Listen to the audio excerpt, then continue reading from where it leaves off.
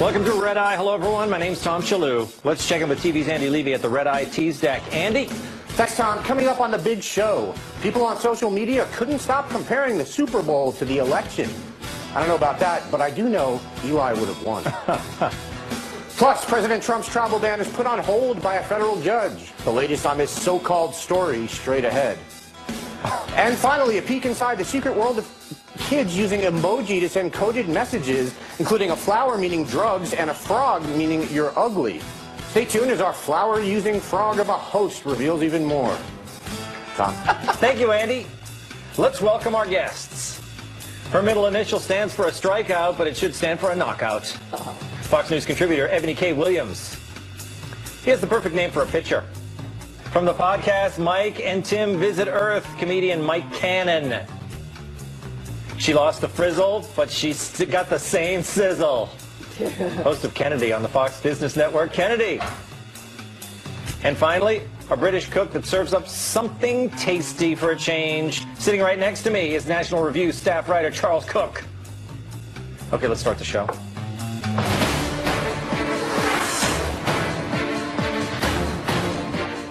It hasn't been a great last few months for win probability models. On Sunday night, with the Patriots down by a lot in Super Bowl 51, analysts and their computers were pointing to victory for the Atlanta Falcons.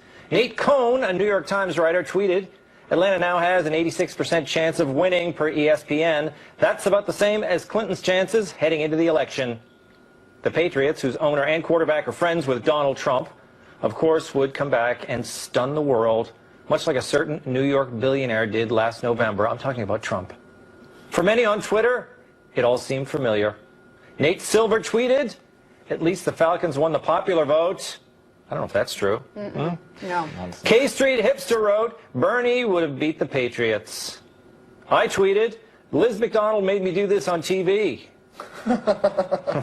Okay, that's an old tweet, but she always makes me do that. Anyway, on Sunday night, the big winner was the Pats. The big loser, win probability models. I believe we have a photo of one of them on Monday morning. Take that, win probability models. I think that's why they call it. Isn't there an old saying, Monday morning probability modeling, right? Yeah, it's sweeping the nation at the moment. Charles, what do you think of our American football? I enjoy American rugby. I mean, in England we don't need to wear out full Kevlar body armor to play the game, but it's a good game. I enjoyed it. I watched it yesterday. You watched it? I always watch it. A great comeback, right? It was a great comeback. What did you think of people comparing it to? Why can't we get politics out of this? It seemed to be all the tweets during the game. You know, well, I think it's the people we follow, to be fair. I don't think most people were doing that. Oh, really? When if you look at the people you just cited, yes, they're politics people. I have to say, the moment Nate Cohn tweeted that there was a 98% chance that the Falcons were going to win, I knew the Patriots were going to win.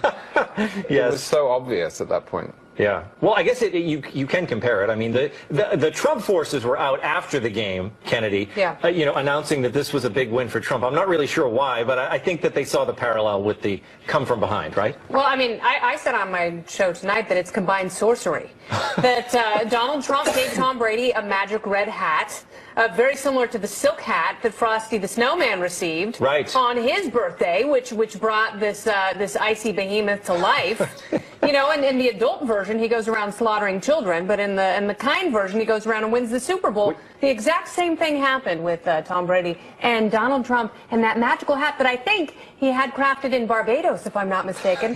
Homo voodoo. Well, look, they all were wonderful outcomes, I think. You know, the Patriots. Well, you're from Massachusetts. Yeah. You're a masshole. Of course that's a wonderful outcome for you. You're also a Trump guy. Yeah. How are you even here today? I don't know. You should be so hungover in a puddle of your own blissful sick that you're not even at work. I know. You know when I celebrated when they won that coin toss on the in the overtime. Yeah, in the overtime. Oh, I thought you meant the George Bush Sr. rollout of the coin. No. I mean, the Falcons got the first one, but that didn't. I mean, that turned out the whole first half was great for the Falcons. But Brady was on a roll, and he won the coin toss. I knew they were going to win right when they got that. Yeah.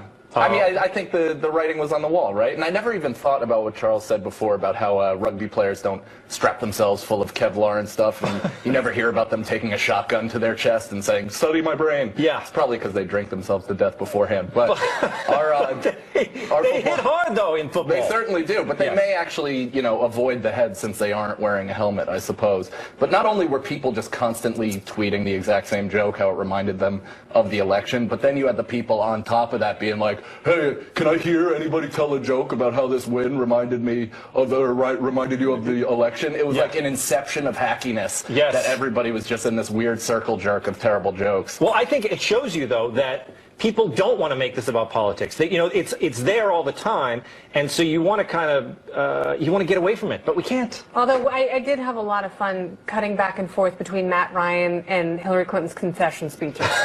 they were almost identical. They were. It's very similar. Ebony, thanks for being here. Thank you, Tom. This girl from the NFC. It was a rough night. It was a rough night. Yeah, I gotta say. Listen, not much has been said about the. I didn't see any video or people. People in Atlanta must be crushed. Oh goodness.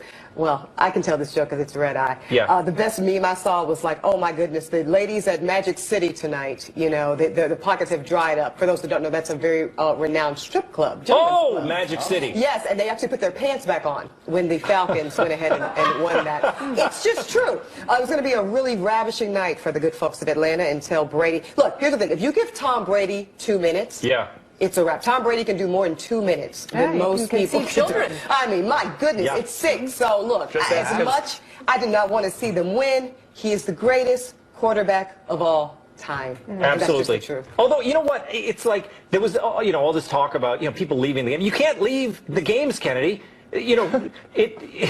Football turns around. People come from behind all the time. That's why they say. Mark Wahlberg left. He did. He did. I heard Donald Trump was going to leave too. I heard he did. He left Mar-a-Lago at 9 o'clock at 8:57. That's what I heard, and he tweeted that. Yeah, it was not good. Detail released reports saying, POTUS is. In fairness.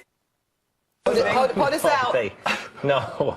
Okay, look, we want to talk about the game more. While politics hovered over the game, Lady Gaga's halftime show was pure entertainment, and that angered many of her anti-Trump fans who had hoped she would take a stand against the president and his policies. To the tweets, Alfred. No Mo Trump wrote, "Fierce performance, very upset to not see any dissent from an activist with such a large platform." John Allen said, "Given an opportunity, Lady Gaga dropped the ball, tacitly supporting fascism by doing nada." And Daddy tweeted, "Lady Gaga, can you scream F Trump or something, please?" I don't know. I don't know why that liberals thought that she should denounce Trump. If you look at the lyrics of her song, she's clearly a Trump supporter. You see? This is clearly about making America great again. Black power. He's on the edge of glory. Kennedy, again, with Lady Gaga, it was a great performance. She did what she was supposed to do, and everyone's upset. I don't understand. Okay, here's the difference. Lady Gaga is actually really smart. She knows how to make money. She knows how to entertain people. And more than anyone in this relevant pop cultural sphere, she understands escapism. And that's a very, very important commodity for someone like her. When you think of Meryl Streep's acceptance speech at the Cecil B. DeMille Awards, what do you think of? You think of Donald Trump. You don't think of Meryl Streep. And you don't think of this incredible body of work. When you think about Lady Gaga's halftime Super Bowl performance, you think about an incredible performer who absolutely slayed it, going through a costume change, a number of songs on a harness. She did a really great job, and we're talking about her performance. If she had said something like that, today we would be talking about Donald Trump and not her. And for that, she's the much smarter person in this equation. I'll say this, too. It really depends on how much you paid attention, because those that really did, she was very subtle and nuanced, but there were some political statements that she made. Wait, tell me, what were they? First of all, the beginning. She actually started with America the Beautiful, and then she segued into This Land Is Our Land, which is something that women's suffrage movements actually chanted at their speeches. Also, so she is pro-Trump, just like I suspected. She also said, that, you know, Born This Way, which is a very inclusive, you know, pro-LGBT, pro-interracial thing. So there were some moments there. It wasn't, to Kennedy's point, she really respected the moment. She wasn't so overt, so ridiculous. It was subtle and it was nuanced, and I thought it was effective. Mike, born this way? Trump was born that way? He sure was. Yeah. So, you know, come on. I mean, I think her political statement was smuggling that many gay people into the infield of the Super Bowl and getting them out safely. I think that was quite powerful. Now, Yes. the only other person who was as effective would be Freddie Mercury, as "We Are the Champions" is sung every time. Yeah. Any sport. Listen, I mean, I was in grammar school. We used to play kickball, and we'd sing "We Are the Champions" when we were running around the bases. It was such a such a macho guy song, right? You know what I don't understand is why people think Trump is anti-gay.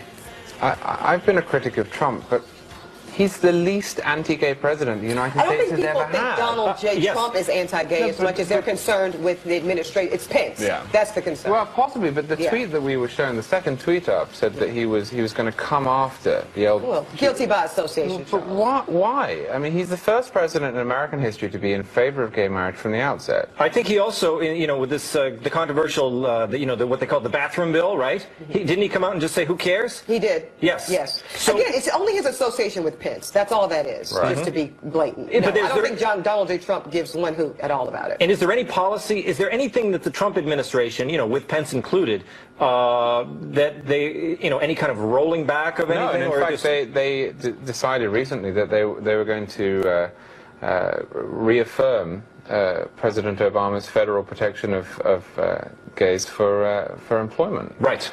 So the only thing they've done on this front is that. I just think that the bizarre thing about this as well is that the Super Bowl is this incredible spectacle, almost this Roman bread and circuses spectacle. I mean, Lady Gaga is standing there singing Born This Way.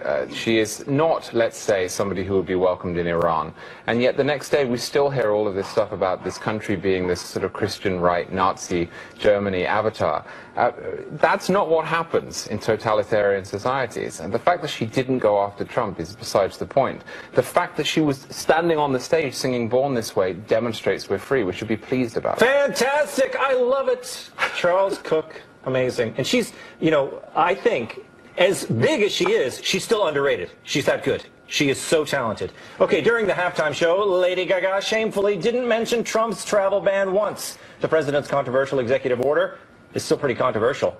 Here's the latest. On Friday, a federal judge temporarily blocked 2 of the order's major provisions. And Sunday, a bunch of tech companies, including Apple, Google, and Uber, heard of them, filed briefs saying the travel ban would be harmful to their businesses. Trump reacted calmly to the judge's decision, tweeting, "The opinion of this so-called judge, which essentially takes law enforcement away from our country, is ridiculous and will be overturned." And later, "Just cannot believe a judge would put our country in such peril. If something happens, blame him. And court system. People pouring in, bad."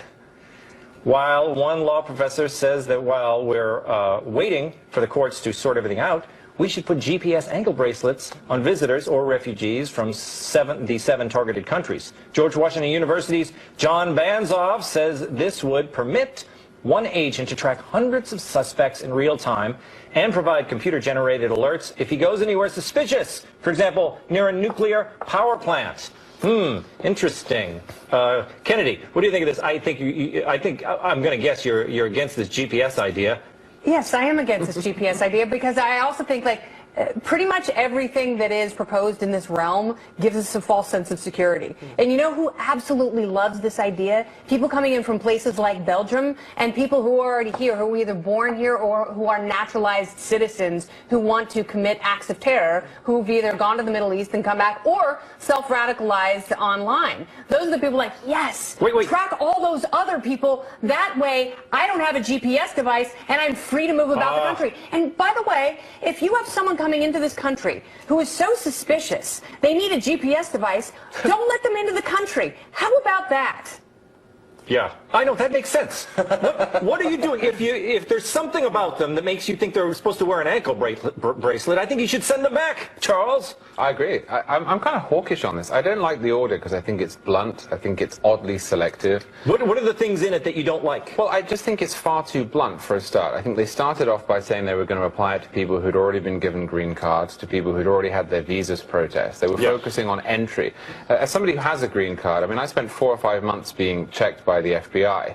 I don't mind that, but that happened. So after that point, are we really going to focus on me, or are we going to focus on the person who hasn't been granted a visa? And I agree with Kennedy. What we should be doing is saying, well, if you're either suspicious during the visa process or you're too suspicious before it, don't let that person in the first place. Yeah. But this seems to be far too focused on actually stopping people who've already been given permission or who are eligible for permission.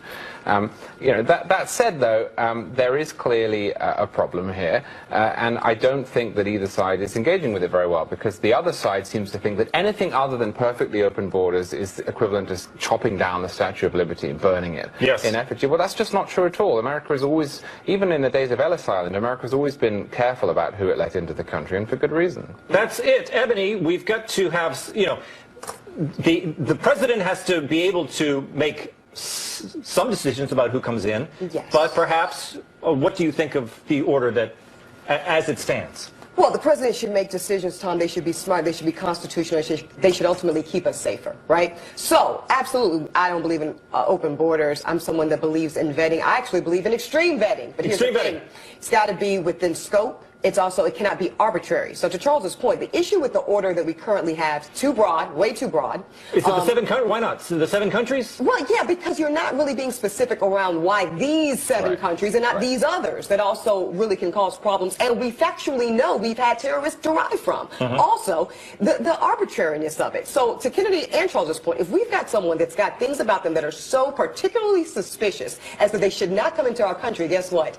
You probably got probable cause to arrest or go further. It's not just about keeping them out. So there's a way to do this, Tom. It's just got to be done right and per our Constitution, and this order doesn't achieve that. Wow. Mike, I say more spies. What do you think? You think so? Spies. Yeah, put spies everywhere. I think instead of chipping people, we should make it feel like they want a sweepstakes and just give them a free cell phone.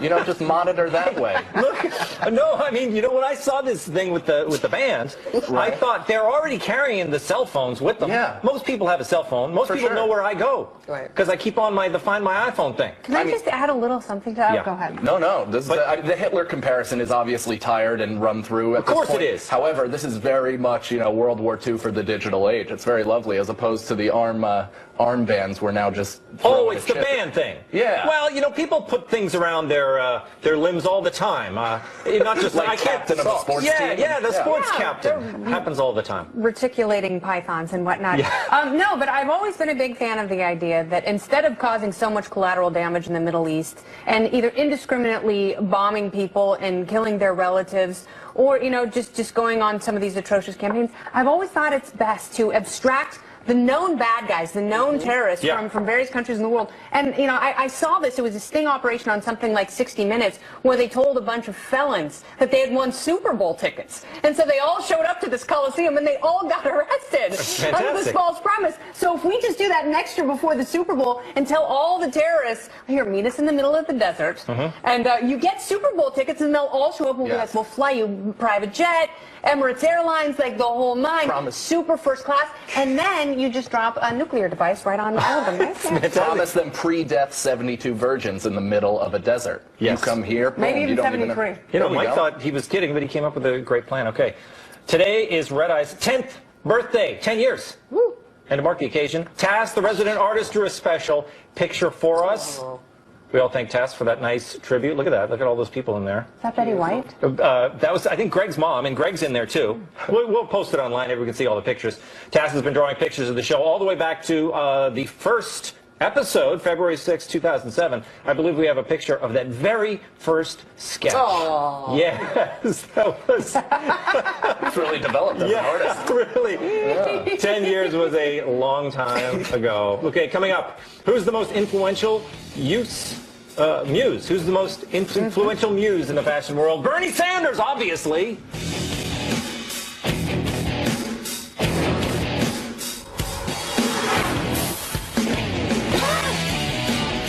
Now to fashion news. This past election, Bernie Sanders inspired hippies and free-loading potheads. He also inspired fashion. French fashion house Balenciaga used the Vermont senator's signature lack of style as inspiration for their fall collection. And they revealed the new looks at Paris Fashion Week. Take a look. This model is wearing a 100% too small cotton t-shirt over a practical 90s era flannel and what appears to be the disposable coveralls you use for house painting. Here's another sporting a windbreaker that turns your upper body into the letter A. Spit take. And last but not least, this is from the signature I wear everything I own because I don't have a home collection. Sanders says he's no fashion icon. Of my many attributes, being a great dresser is, or a fashion maven is not one of them. Ebony? No, he's What? right. He's right? He's right. Is this cultural appropriation, if I'm using that correctly? Look, kudos to Bernie. I hate the design. I actually love Balenciaga. I cannot believe they went there. The worst part about it is the taking of the signature print of Balenciaga and making it into the font of Bernie Sanders' campaign logo. Yeah. Completely horrendous. Yeah, Bernie, he's quite a mess from an aesthetic perspective. What does Balenciaga usually do? Is it high-end? Yes, it's normally very high-end, very ready to wear, very, esteemed, fine, fabric fit. All that. Bernie's sloppy. He's a hot mess. God bless him. Well, I don't know what it is then. Kennedy, would you say it's, we're talking about Balenciaga, which we don't usually on Red Eye. No, so it's probably a crafty move. Whimsical and ironic. Yes. I think it's fantastic. And I actually think it's very funny. I would love one of those Balenciaga quilt scarves. I mean, they're these giant wearable blankets. Yeah. And I appreciate because that was really big in the 90s. Taking corporate logos and turning them into something asinine. And I think that's what Balenciaga has done with the Bernie logo. But isn't it like the antithesis it's a little bit of ridiculous. Bernie, though? Right? That's why it's from a funny. political But that's why it's funny because you turn something like that on its head, and each of these pieces probably anywhere between $5,000 to $5,000. Yeah. Although this is like Balenciaga is behind the whole thing because first of all, Brooklyn has been dressing like old Jewish grandpas for a long time. Like, this is not. This is not a new fashion thing. And it looks a lot like the Yeezy collection. It looks very Yeezy. That's what it is. You know what? You make a good point, Mike. Is that the Bernie? They should have gone with the Bernie look. Not that this look was, I don't know what it was, but it wasn't Bernie. They should go with the tweeds, the shocking white hair sticking up. What do you think, Charles? I think that he does actually have a unique style, and I think if he showed up in anything other than that style, then he would suddenly lose his appeal. I'm being quite serious here. I mean, if he started dressing well, or actually combed his hair, I think the people at the rallies would say, wait a minute, you've sold out, there's something wrong with you. I agree. I like the guy in the middle there on the of the model. This is probably the first black person to be associated with Bernie Sanders in his entire political career. No, other than Dr. King. Well, there's that. That's right. There's that. He does have a big problem in that area with attracting. He's also the only person I know to wear a suit that's too big for him, but also short on the arms. Yeah. Like he just looks like he's an ill-fitting pallbearer somewhere. Yes, his arms kept growing. Okay, coming up. Halftime with TV's Andy Levy. And a brand new episode of the Red Eye Podcast is available now. Subscribe on iTunes and on FoxNewsRadio.com. Hey everybody, welcome back. Time to find out what we got wrong and what we missed from TV's Andy Levy over in the Red Eye News Deck. Hey Andy. 10 years, Tom. Unbelievable. 10 years of working together. It's really been quite amazing. It really doesn't feel like it. Man. When did I first come on the show, Andy? What was it, like 6, 7 years ago? Yeah, so I mean, 4 years without me, Andy. What was it like? Yeah. Just peaceful.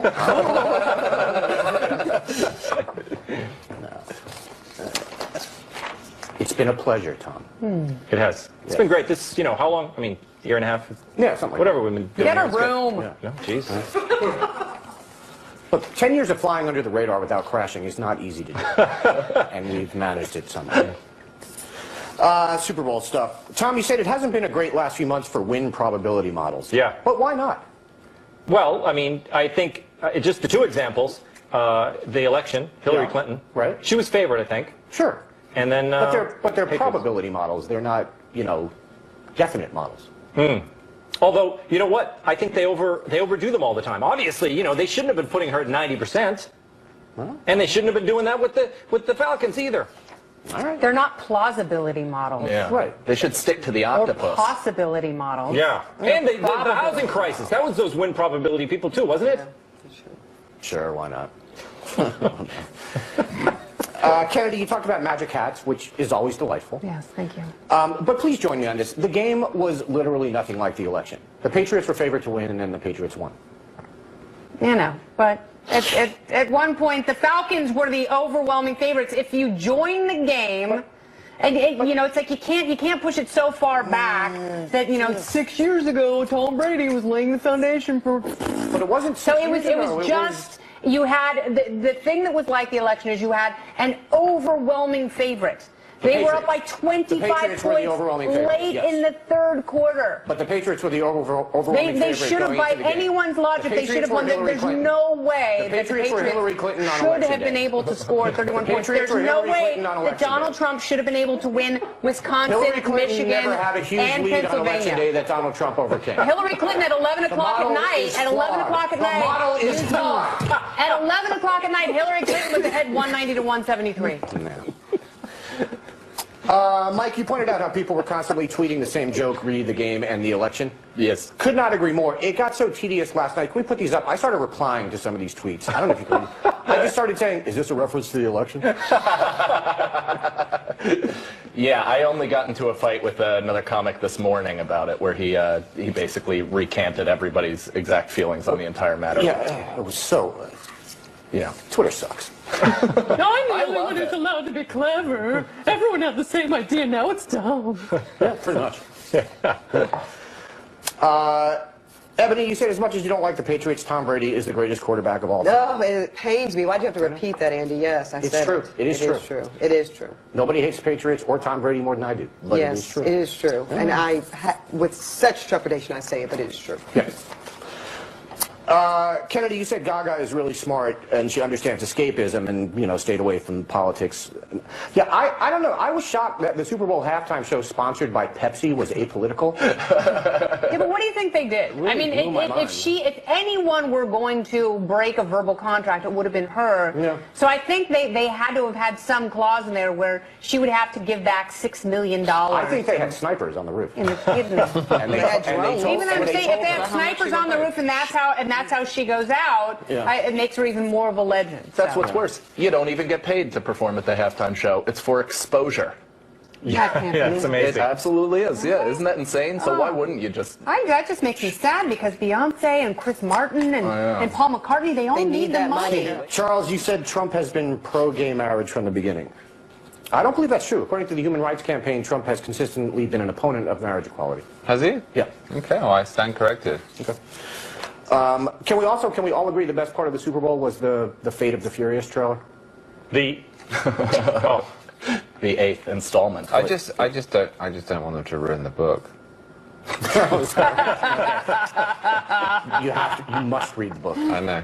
J.K. Rowling hasn't even finished it No, yet. it's beautiful. It's not J.K. Rowling, you ignoramus. It's a lost Henry evil in James. war classic. I believe it was Henry James. God. I just don't know why I even come on with you. It's based on, Elementary guys, mistakes. it's based on Turn of the Screw. I don't know how you don't know this is beyond me. The travel ban stuff. Kennedy, you said you're against the idea of putting GPS trackers on people coming here from the 7 countries because the people who love that idea are the people from Belgium who want to come here to commit acts of terror, or the people who are already here who have become self-radicalized. Oh, God, I'm so glad you repeated that. Yes. Yes, and yes. So Thank you, Andy. what you're saying is Thank you. we should all Thank have to you wear very much. GPS tracking devices. No. Well, we should. That's what I took from that. I assume that's Yeah, what you meant, no, right? it's ridiculous. It's too expensive. Who is going to craft, maintain, and apply all of those GPS tracking devices to 365 million people? Apple. Even Tim Cook with his shaky arthritic hands isn't able to do it. Charles, I am mostly with you on this stuff and the stuff you said. I am curious, though, do you agree with the ban on the Syrian refugees? I think that it is fine to temporarily impose restrictions on refugees, but no, I'm not sure it's worthwhile. Okay. Ebony, do you think the courts are going to ultimately strike down the executive order? Tarts, yeah, absolutely. No way that whole thing gets through. I think it's going to be, by the time it comes out, there might still be some type of, quote, restriction, travel restriction or vetting. But look, it's going to be way more narrow, it's going to be way more specific, and certainly not so arbitrary. Okay, I disagree. I think it's going to mostly get through. See you in court, Andy. Fashion inspired by Bernie Sanders. Tom, you asked if this is cultural appropriation. Yeah. No, this is proof that capitalism is the most genius system ever devised by mankind. That's great. They took a guy with absolutely no fashion sense, and they're selling. Oh, he looks nice, Andy. Stop that. Come on. No, not Come on. tonight. He Come looks on. nice tonight. Come on. I thought the panel agreed that he did have style, Andy. I was just surprised they didn't use more of his style in the clothes. Yeah. Okay. Well, along those lines, Charles, I do agree that Bernie has a signature look, and if he changed it, he would be accused of selling out. Would you say it's intentional, or is it just the way he dresses? Oh, no, I think it's the way that he dresses. I just also think that it's worked very well for him. No, absolutely. I was just wondering if you thought it was partially. The great thing about him is he didn't think to dress like that in the first place, and he would never think to change it because he didn't think to dress like that in the first place. So he's sort of set for life. Do you think he smells like he looks? I can possibly comment. Yeah. But you're saying he would have won. I think you could. I think you know. Look, And it's weird. It's weird that you know, That Charles. weekend at Bernie's was I'm done. private. Thank you, Eddie. Coming up, what secret message are kids sending with this emoji? I believe it's be sure to watch Red Eye. More codes on the way, but first, Kennedy.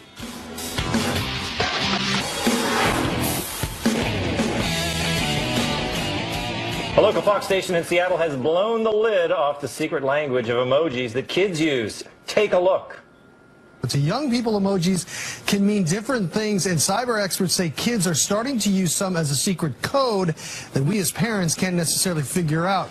Often it's a combination of emojis, like a face with a zipper along with should be parents next to that zipper. That would mean don't tell your parents about something. Now, another one is a fox. You think that's a simple enough thing, a fox, right? But that can be a message to someone that you want to sneak out of the house. A skull, arrow, and a flame, that can be saying to someone, I hope you die in a fire. The internet thought the segment was hilarious, but I found it very helpful. Here's more. Just to give you a couple more examples, we're bringing Casey in to give her a little quiz here because some of these are so simple. Yeah. Flower. A flower. You think that's just a flower, It means right? you want to bring your mother flowers. Wouldn't that be nice? Yeah. It can also mean drugs. Oh, man. Wow. It's amazing. Here's one more. Let's show another one here. I think we have a frog, Hey. a cute little frog. Maybe it means hop on over. Huh? No, it can mean, I think you're ugly. Wow. I think he made that one up. I think he's trying to tell her something. Kennedy, I like to type, I hope you die in a fire. I just like the way it looks in print, don't you? I mean, that's what I love about you. You're such a traditionalist. And so I was looking at that before he explained what it was. Yeah. And then when he said, like, it was so deeply coded, I realized that these young people and their hieroglyphics, they really have a language of their own because that was not explicit at all. Yeah. It's, I mean, but, you know. A skull, an arrow, and a ball of flame. Like, I hope you die in a fire. Well, you know what? It is So clever. They're laughing at them on the internet. We're kind of laughing at them here, let's face it. But Charles, some parents, they don't know. To them, these signals, they are like hieroglyphics. True. So you know what I love about that was the guy in setting up his comment said, I mean, a fox, that's pretty straightforward. What did he actually mean there? Like, what did he go? Oh, the fox. Yeah. I know in what circumstances you would send that to another person. What was it? In Seattle, from that guy, fox means something completely. I think we We're need talking to about know. a sexy dog. I just think we need to know what that. You know See, what? I thought it was that crazy is. like a fox, you know? Yeah, or a fox. Look, warning, there's a fox Obviously, Well, I in got the some neighborhood. news No, for you see, that's the kind of stuff I In think it's Seattle, not. they've got some kinky broadcasters. Gene Anderson and Kathy Gertzen. Yeah.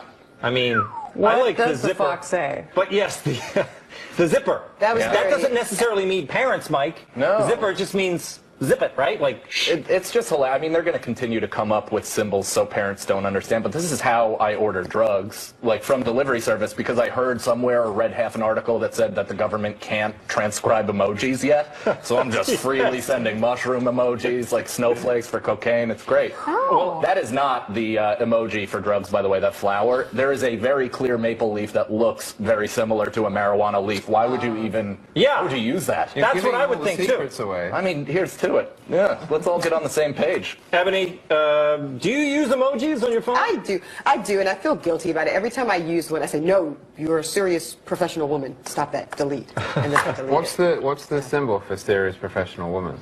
This. They have them. That one. They've The woman in pink that does like this. They've got emojis for everything, but I generally use the smiley face. Like if someone says something, you know, and I send them a smiley face, which I mean, like, you know, the thumbs up. So just to clarify, when you want to convey a smiley face sort of feeling, you send someone a smiley face emoji. Is that what you're getting? Yes. Yeah. Brilliant. It's pretty simple. I like to stick to the faces. I don't like all this. I like the hand gestures. I like the thumbs up and the pound. I do all of those. My favorite. Thumbs up, big one. They have multiracial thumbs up now. Have you noticed this? They have whole everything. But they also have yellow ones. My like the Santa Simpsons. is as black as night.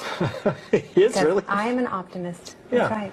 Coming up, why do all villains have British accents? I'm looking at you, Charles. Outrageous.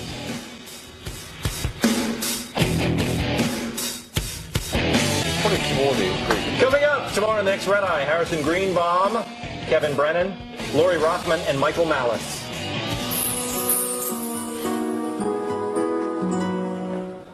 Hannibal Lecter, Hans Gruber, Piers Morgan.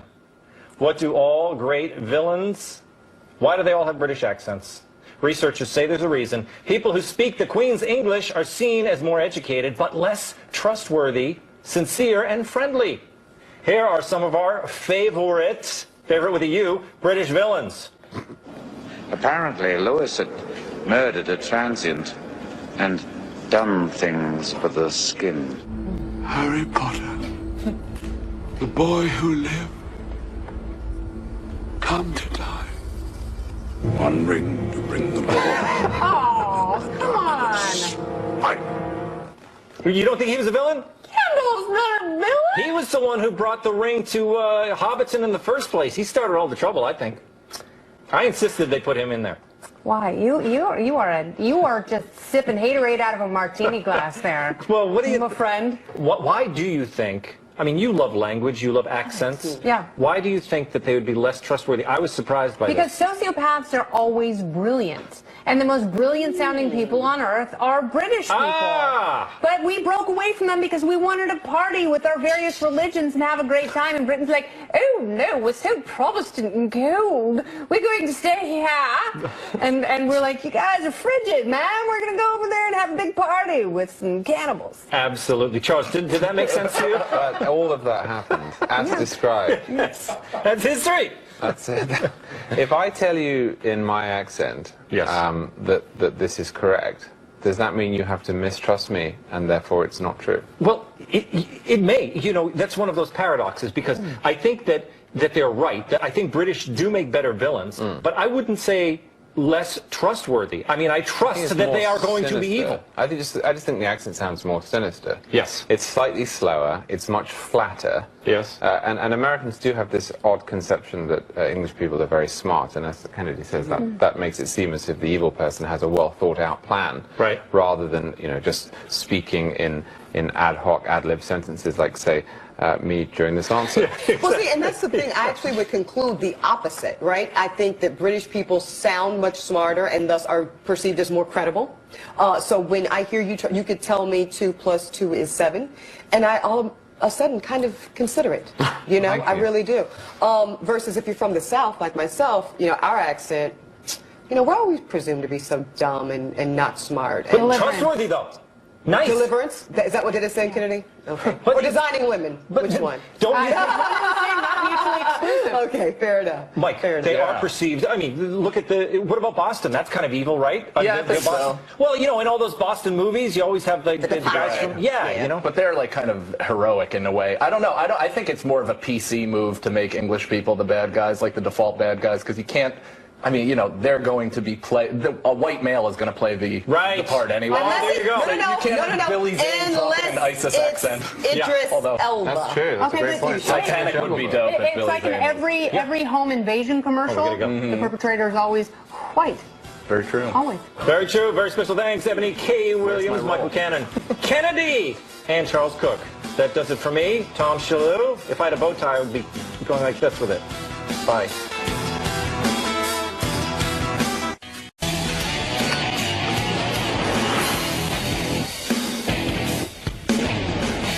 Welcome to Red Eye. Hello, everyone. My name's Tom Shillue. Let's check in with TV's Andy Levy at the Red Eye Tease Deck. Andy? Thanks, Tom. Coming up on the big show, people on social media couldn't stop comparing the Super Bowl to the election. I don't know about that, but I do know Eli would have won. Plus, President Trump's travel ban is put on hold by a federal judge. The latest on this so-called story straight ahead. And finally, a peek inside the secret world of kids using emoji to send coded messages, including a flower meaning drugs and a frog meaning you're ugly. Stay tuned as our flower-using frog of a host reveals even more. Tom. Thank you, Andy. Let's welcome our guests.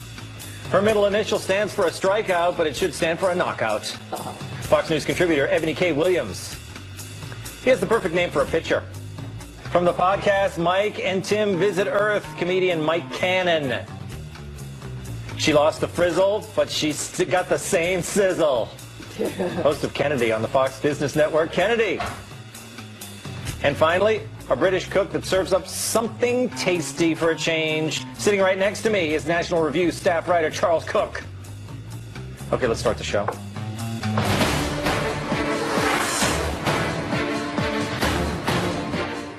It hasn't been a great last few months for win probability models. On Sunday night, with the Patriots down by a lot in Super Bowl 51, analysts and their computers were pointing to victory for the Atlanta Falcons.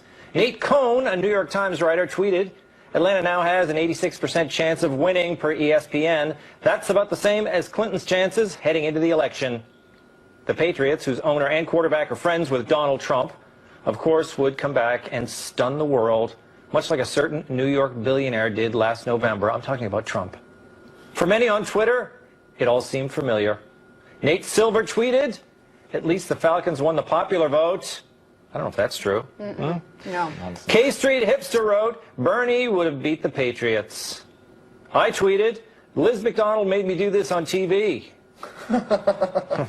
Okay, that's an old tweet, but she always makes me do that. Anyway, on Sunday night, the big winner was the Pats. The big loser, win probability models. I believe we have a photo of one of them on Monday morning. Take that, win probability models. I think that's why they call it. Isn't there an old saying, Monday morning probability modeling, right? Yeah, it's sweeping the nation at the moment. Charles, what do you think of our American football? I enjoy American rugby. I mean, in England we don't need to wear out full Kevlar body armor to play the game, but it's a good game. I enjoyed it. I watched it yesterday. You watched it? I always watch it. A great comeback, right? It was a great comeback. What did you think of people comparing it to... Why can't we get politics out of this? It seemed to be all the tweets during the game. You know, well, I think it's the people we follow, to be fair. I don't think most people were doing that. Oh, really? I mean, if you look at the people you just cited, yes, they're politics people. I have to say, the moment Nate Cohn tweeted that there was a 98% chance that the Falcons were going to win, I knew the Patriots were going to win. Yes. It was so obvious at that point. Yeah. Well, I guess you can compare it. I mean, the Trump forces were out after the game, Kennedy, announcing that this was a big win for Trump. I'm not really sure why, but I think that they saw the parallel with the come from behind, right? Well, I mean, I said on my show tonight that it's combined sorcery. That Donald Trump gave Tom Brady a magic red hat, very similar to the silk hat that Frosty the Snowman received.